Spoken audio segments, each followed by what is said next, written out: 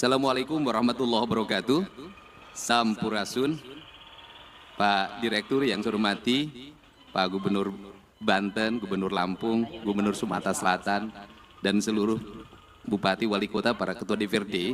Saya tidak mungkin menyampaikan paparan yang seperti yang tadi sampaikan, tetapi saya ingin ngomong yang hal-hal yang realistis, yang itu akan menjadi harmonisasi dalam efektivitas pemerintahan agar tetap capai tujuan. Pemberantasan korupsi itu kan intinya bahwa negara harus memiliki kecukupan fiskal agar tujuan-tujuan pembangunan tercapai. Satu, layanan pendidikan harus meningkat. Dua, layanan kesehatan harus meningkat. Tiga, layanan infrastruktur harus meningkat. Yang keempat, layanan publik lainnya harus meningkat, termasuk layanan investasi. Saya selalu menyampaikan korupsi itu ada dua, saya bilang. Ada korupsi struktural yang melanggar pasal, diancam dengan pidana, didakwa, dan dituntut. Karena itu merugikan negara.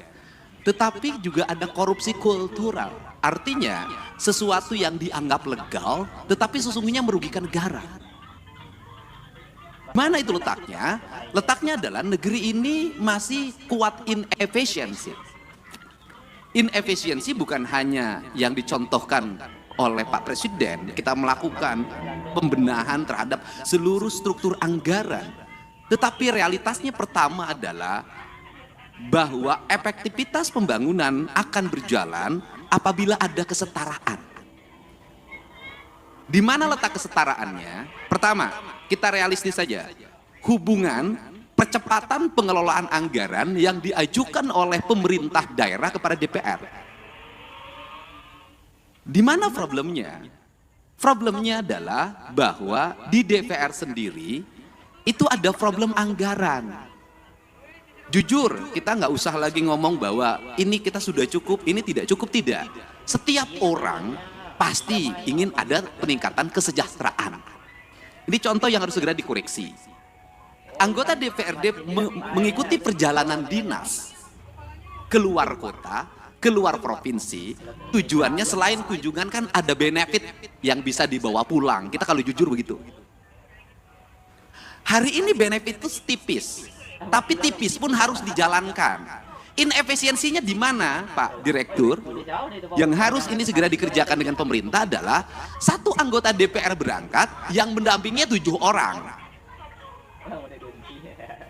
Sudah habis 7 tiket pesawat, 7 tiket kereta api, 7 kamar hotel.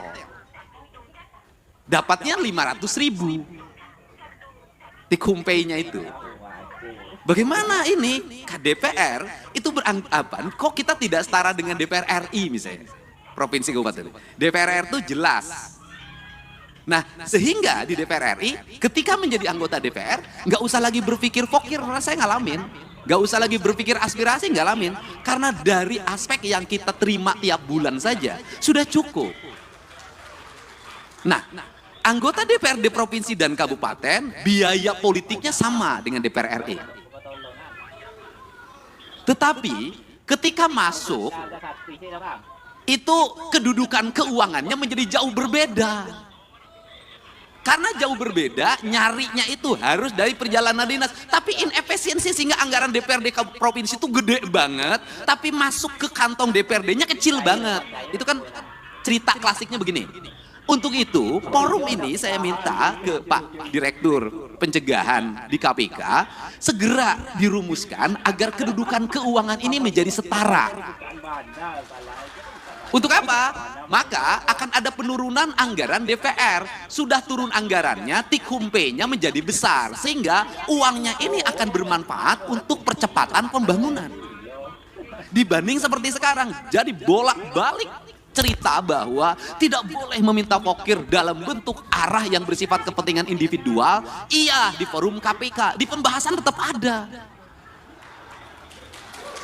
Nah, kan dilemanya adalah, kita jujur aja, dilema kepala daerah, diikutin nanti ikut celaka, nggak diikutin regulasi pemerintah macet. Kan ini harus diomongin terbuka, nggak boleh lagi kita pura-pura tidak butuh, tapi butuh. Jangan pura-pura di depan orang lain baik banget, di belakang itu diajak ke belakang. Ini hal yang harus, untuk itu saya meminta bantuan jajaran pimpinan KPK agar kedudukan keuangan DPRD itu sudahlah, daripada tikumpenya diputerin dulu, nyewa hotel, nyewa pesawat, langsung saja honor-honor diberikan berdasarkan rapat-rapat di DPR, dari mulai rapat komisi, rapat badan musyawarah, rapat badan anggaran, rapat paripurna 1, 2, 3-nya, itu semua. Kalau sudah seperti ini, anggota DPRD setiap hari akan di kantor, karena kalau tidak ke kantor, tidak dapat dikumpai. Selesai. Setelah itu ekonominya berputar lokal di daerah itu, tidak lari keluar. Ini kan kasihan daerah-daerah yang dapetinnya dari PBB, parkir, pajak restoran, yang kecil-kecil dikumpulin, habis itu uang restoran yang dipungut dari restoran kecil dipakai makan di restoran berbintang di kota besar. Ini harus segera dibenahin kalau negeri ini ingin baik. Nah, kelemahan dari DPRD, provinsi dan kabupaten tidak bisa membuat aturan sendiri. Karena seluruh aturannya dibuat oleh kementerian. Beda dengan DPR RI, bisa ngundang kementerian, langsung aturannya bisa direvisi. Itu bedanya. Modalnya sama, kedudukannya berbeda. Ini pertama. Yang kedua, di internal birokrasi ada inefisiensi birokrat. Apa itu? Jumlah pejabatnya banyak. Jumlah orang yang memiliki golongan 4B, 4C, 4D-nya itu banyak. Di provinsi, orang yang sudah punya jabatan itu nggak bisa kayak di kepolisian langsung menjadi perwira diparkirkan. Dia akan gugat ke PT UN, harus punya jabatan. Karena dia harus punya jabatan, walaupun merit system itu kan administrasi, merit system itu bekerja itu kan bukan pada wilayah angka, pada wilayah eksekusi. Nah, akhirnya di hampir semua pemerintah daerah itu memiliki struktur jabatan yang sangat banyak, memiliki jumlah penjabat yang sangat gemuk. Birokrasinya, tunjangan terhadap pegawainya adalah tunjangan kinerja. Ini inefisiensi keuangan yang sangat luar biasa. Itu terambil dana untuk pembangunan, untuk itu sangat besar, hampir 60%.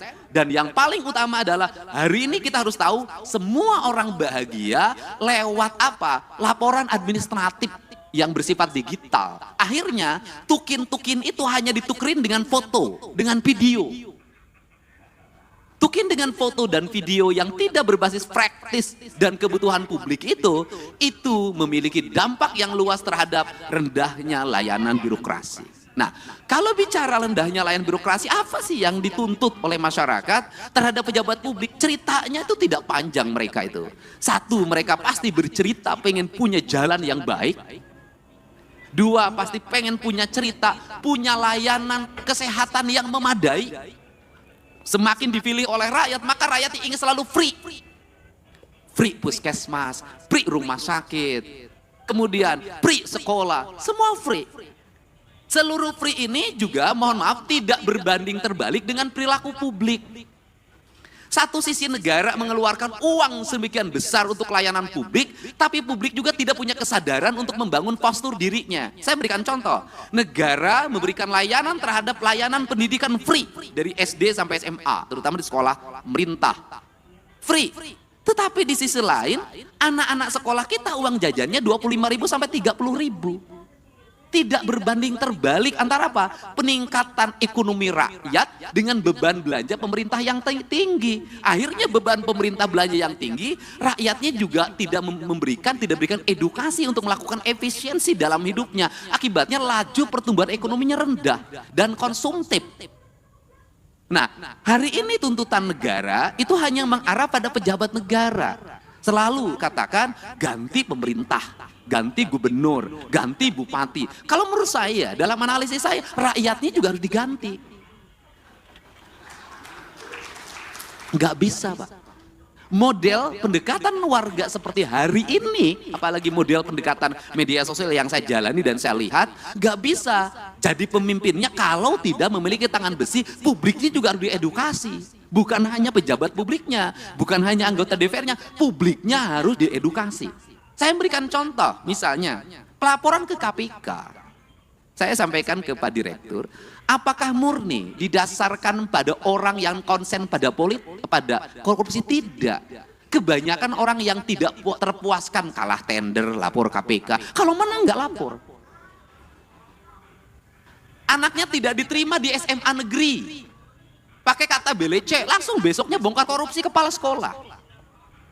Nah, hari ini saya sampaikan ke Pak Direktur, korupsi bisa terjadi di desa. Kenapa? Setiap hari kepala desa didatengin orang yang mengaku ormas, orang yang mengaku LSM, orang yang mengaku wartawan. Itu sekali datang 10 orang, cepet itu dikasihnya. 1 juta tuh kepala desa sehari. Kemudian di kabupaten kalau bupati wali kotanya nggak tahan, pasti banyak orang yang mengaku A, mengaku B, itu melakukan tekanan dan nyari salah. Kemudian setelah itu dia bergaining, dapat jatah di kerjasama A, kerjasama B, kerjasama C. Nah, ini yang jadi problem adalah Pak Direktur, gubernurnya punya daya tahan, misalnya para bupatinya punya daya tahan, tapi kepala SKPD-nya itu belum tentu punya daya tahan. Kenapa? Gubernur enak, SKPD-nya tinggi Pak, jauh jaraknya ke masyarakat. Kalau bupati wali kota itu dekat ke tetangganya, didatangin tiap hari, pusing, akhirnya dilayanin. Jadi pemerintah ini yang terjadi di Indonesia hari ini adalah semakin dia strukturnya makin rendah, tingkat resikonya makin tinggi, sorotan publiknya makin tajam, biayanya makin rendah. Sehingga ini problem yang harus segera dibenahi. Untuk itu, terakhir, apa sih sebenarnya solusi dari ini semua untuk membalik branding publik, kemudian agar terarah? Tidak ada jalan lain bagi pemerintah untuk memanfaatkan platform media sosial secara terbuka. Kalau saya nantang-nantangan aja, sudah saja APBD kita di YouTube kan, di TikTok kan, di IG kan, sampaikan detail itu anggaran secara terbuka, kasih gelondongannya, mereka suruh baca sendiri, karena dengan itulah sesungguhnya brand atau trust kepercayaan akan tumbuh. Karena orang Indonesia itu punya tradisi, semakin diceritakan, semakin dijelaskan, maka dia semakin tidak peduli, semakin ditutupi, semakin penasaran. Dan orang Indonesia itu seneng penasaran.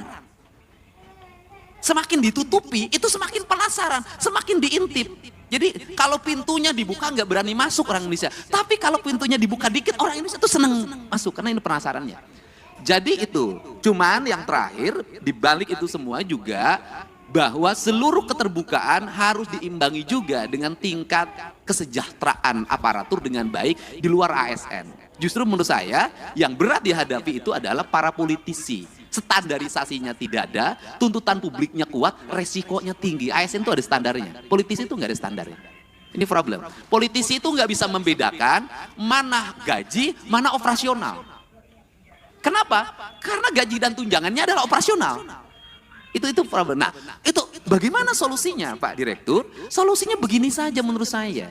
Daripada operasional digabungkan, dianggap sebagai tunjangan bagi para pejabat negara, lebih baik dikasih slot. Dari total APBD yang dimiliki, berapa plot yang disiapkan oleh pemerintah dalam bentuk nilai, misalnya gubernur itu misalnya taruhlah 5 miliar atau 10 miliar, yang itu bisa didisposisi untuk menyelesaikan problem-problem sosial secara langsung agar dia bisa eksekusi. Kenapa? Kalau saya barangkali bisa turun eksekusi, wajar lah. Kenapa? Karena saya punya platform media sosial yang memiliki nilai. Tapi kan tidak semua para gubernur punya. Tidak semua para bupati punya. Ketika mengeksekusi ke lapangan, ada banjir, bendungannya harus diambil alih hari ini, alat beratnya harus diturunkan, sembakonya harus dikeluarkan. Kepala daerah yang taat asas terhadap anggaran tidak akan bisa berbuat apa-apa. Kenapa? Belum dibahas. Belum ada pengajuannya. Nah, dia harus bergerak nyari kemana? Tidak semua daerah kaya. Tidak semua daerah punya perusahaan yang digerakkan bayar CSR-nya. Banyak yang pas-pasan. Dia nyaris mati karena tidak punya langkah eksekusi yang bersifat benar menurut negara. Ini yang mesti saya katakan, harus ada platform yang bisa dikeluarkan oleh pemerintah yang itu darurat dan diaudit secara baik oleh BPK dan BPKP, serta bisa dipertanggungjawabkan. Sehingga apa? Kepala daerah itu bisa tampil menyelesaikan masalah. Kenapa kepala daerah jarang turun? Kalau turun itu tuntutannya banyak. Kalau nengok banjir nggak cukup di banjir, sembakonya, penanganan mesinnya, segala macam. Nah, kepala daerah yang tidak siap dengan fiskal tunai itu nggak mungkin. Yang kemarin aja belum balik, apa harus keluar lagi? Kan itu loh. Nah ini fakta-fakta yang mesti didiskusikan bersama karena tugas pencegahan adalah mencegah seluruh aparat pemerintah untuk tidak berbuat yang bersifat koruptif dengan cara membuat ruang fiskal agar para kepala daerah memiliki kecukupan fiskal untuk menyelesaikan setiap problem publik yang terjadi. Barangkali itu pengantar dari saya, semoga pertemuan ini menjadi pengantar dan pencerahan. Dan kita menginginkan tidak ada satupun orang menjadi pejabat negara ingin dipanggil oleh direktur penyidikan. Tidak ada. Semuanya ingin diundang oleh direktur pencegahan. Enaknya direktur pencegahan tuh bisa senyum-senyum, bisa pegang-pegang, bisa peluk-peluk. Kalau Pak Ujang direktur penyidikan nggak akan sebaik ini. Gitu loh. Untuk itu saya ucapkan terima kasih, saya mohon maaf yang sebesar-besarnya. Mudah-mudahan platform media sosial kita sekali lagi bisa dimanfaatkan untuk menampilkan seluruh anggaran publik kita secara baik dan rakyat bisa mengakses dan membacanya detail anggaran itu. Itulah cara transparansi. Dan yang kedua adalah seluruh belanja harus terarah bagi kepentingan belanja publik. Dan yang ketiga adalah sudah semestinya kita membicarakan bahwa aparatur harus efektif dalam melakukan pengelolaan keuangan, jumlah pegawai juga harus efektif. Dan yang terakhir Pak Direktur, hari ini tuntutan kita di daerah itu ada yang mempusingkan, jumlah guru yang pensiun banyak, tidak semuanya masuk P3K, pemerintah harus menyekolahkan anaknya kalau saya dinargetkan sampai SMA, tapi pemerintah hari ini bingung, ngangkat P3K tidak bisa, ngangkat honorer tidak bisa, sedangkan jumlah muridnya semakin banyak dan tidak bisa semuanya punya sekolah negara menyiapkan. Itu juga problem, itu juga problem. Untuk itu saya ucapkan terima kasih. Wallahu muwaffiq ila aqwamit thoriq. Assalamualaikum warahmatullahi wabarakatuh. Sampurasun.